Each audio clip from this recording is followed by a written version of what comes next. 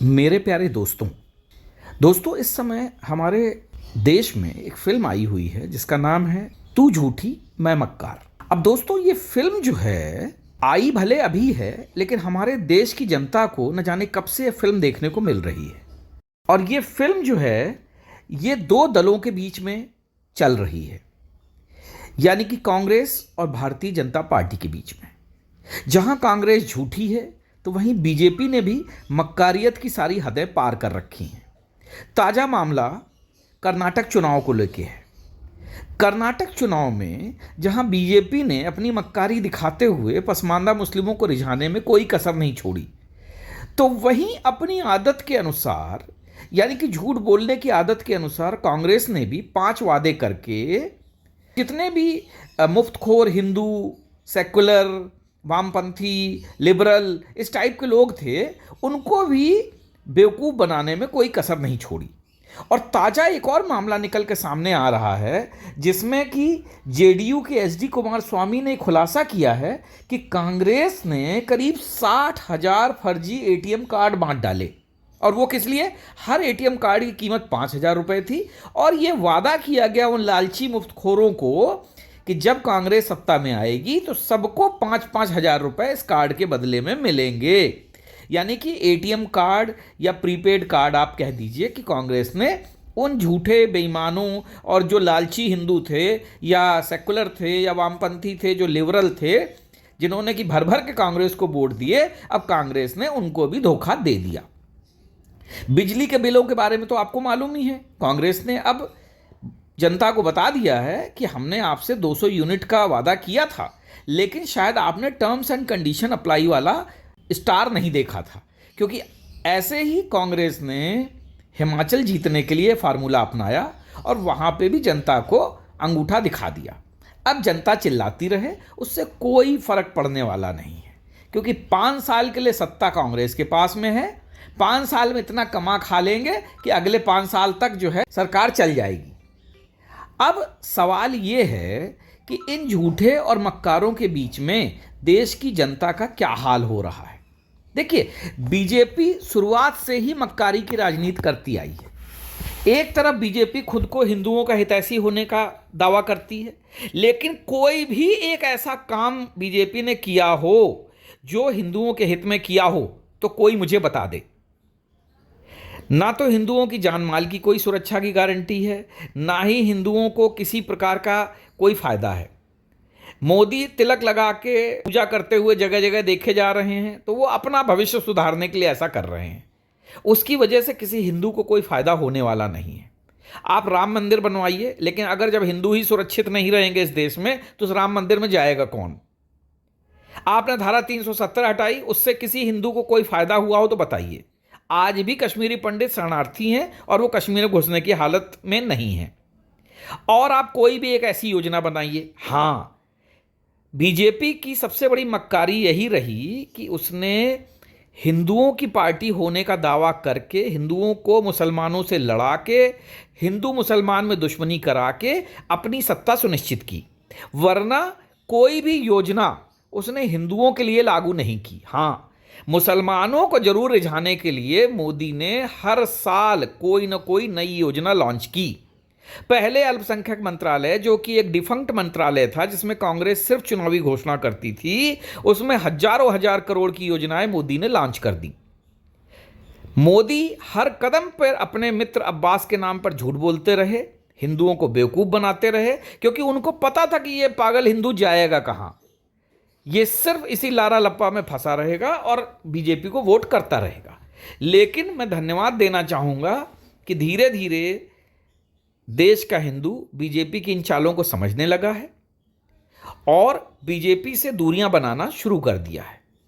क्योंकि दोस्तों, बीजेपी से लाख गुने दूसरी अच्छी पार्टियां हैं जो कम से कम बीजेपी की तरह मक्कारी से झूठ तो नहीं बोलती। कांग्रेस अगर मुस्लिमों के समर्थन की बात करती है तो छाती ठोक के करती है और सत्ता में आते ही सारी सुविधाएं देना शुरू कर देती है। बीजेपी नाम लेती है हिंदुओं का, लेकिन सुविधाएं देती है दूसरों को।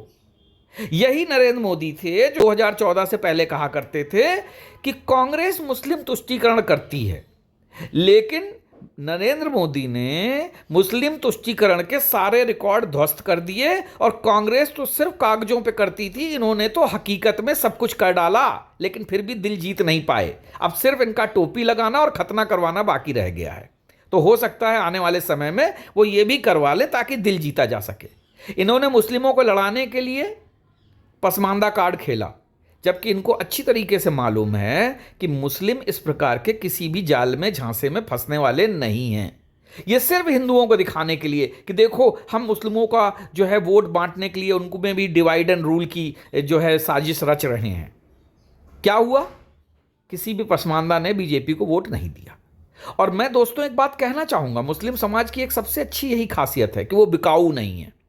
मुस्लिम समाज उसी को वोट देता है जो उनके दीन धर्म ईमान के हिसाब से काम करते हैं। बीजेपी सिर के बल खड़ी हो जाए, नरेंद्र मोदी जो है प्रतिदिन जो है 1 लाख रुपए हर मुसलमान को बांटना शुरू कर दें, इसके बावजूद भी कोई मुस्लिम बिकेगा नहीं।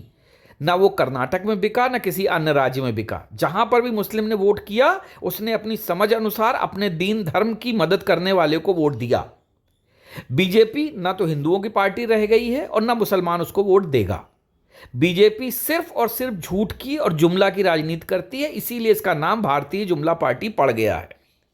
नरेंद्र मोदी जो अपने आप को बहुत बड़ा गेम चेंजर समझते थे, बड़े भारी मास्टर समझते थे और मास्टर स्ट्रोक लगाते थे, अब वो किसी भी काम के नहीं रह गए हैं। नरेंद्र मोदी के झूठ को देखते देखते जनता परेशान हो गई है और इन मक्कारी भरी शक्लों को जो दिन में 5 बार दिखाई जाती हैं, उससे जनता को अब वितृष्णा होने लगी है। कांग्रेस चाहे जैसी भी पार्टी रही हो, लेकिन कांग्रेस कभी भी इस तरीके का झूठ नहीं बोलती है। कांग्रेस ने शुरुआत से अपना स्टैंड साफ कर रखा है कि कांग्रेस मुस्लिमों के साथ है तो है। बीजेपी एक योजना आप बता दीजिए जो उसने हिंदुओं के लिए कोई भी योजना लागू की हो या हिंदुओं के लिए कोई भी कार्य किया हो। बीजेपी सिर्फ खुराफात की राजनीति करती है, दूसरों को नीचा दिखाने की राजनीति करती है और इन सब मक्कारी में ये लोग माहिर हैं। वरना इनको 3 तलाक से कोई लेना देना नहीं था, इनको हिजाब विवाद से कोई लेना देना नहीं था। अरे भाई 3 तलाक से तुम्हारा क्या लेना देना है? हिजाब समस्या से तुम्हारा क्या लेना देना है?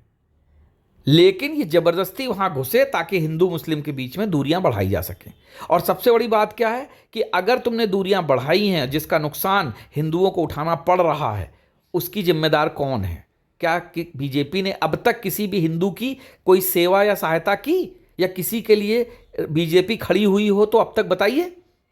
दूसरी पार्टियों में कम से कम इतना तो है कि वो अपने कार्यकर्ता के लिए जी जान से खड़ी रहते हैं। बीजेपी ने यही करके वेस्ट बंगाल में हिंदुओं को मरवाया। चुनाव होने के बाद नरेंद्र मोदी से लेके अमित शाह से लेके कोई भी वहां गया हिंदुओं के जख्मों पे मरहम रखने के लिए? कोई नहीं गया। इसलिए मेरी आप सभी से निवेदन है कि इस भारतीय जुमला पार्टी, भारतीय झूठ पार्टी के झूठ से निकलें, इनकी मक्कारी भरी चालों को समझें और उन्हीं को वोट दें कि जो कम से कम आपको कुछ तो सहायता या मदद करें, वरना इनसे तो वो भी नहीं होगा। ये सिर्फ आपको बेवकूफ़ बनाएंगे, वोट लेंगे और इसके बाद जो सुविधाएं देनी है वो दूसरों को देंगे। वरना अगर बीजेपी में दम होती तो 3 तलाक हटाने की जगह अल्पसंख्यक मंत्रालय खत्म करते, बुर्का विवाद उठाने की जगह पे आर्टिकल 30 है संविधान का, उसको खत्म करते ताकि हिंदुओं के गुरुकुल खुलते, हिंदुओं को भी अपनी ताकत का एहसास होता। ये जो इन्होंने सारे अल्पसंख्यकों के लिए स्टडी सेंटर बनाए हैं और जो उर्दू और अन्य भाषाओं को जो ये बहुत ज़्यादा तरजीह दे रहे हैं, जिससे कि बहुत सारे मुस्लिम जो बच्चे जो हैं आईएएस बन के आ रहे हैं, क्या इन्होंने कभी हिंदुओं के लिए कोई योजना दी? जो सबके लिए योजना है वो हिंदुओं के लिए योजना है। तो फिर काहे की भारतीय हिंदू पार्टी हुई? फिर तो तुम जब सब बराबर हैं तो फिर तुम्हें ये सब नेतागिरी करने की जरूरत ही नहीं है। फिर तो अल्पसंख्यक और बहुसंख्यक बराबर हुए। फिर आर्टिकल 14 को क्यों नहीं तुम अप्लाई करवाते हो? लेकिन बीजेपी में दम नहीं है और बीजेपी ना ये कभी करेगी।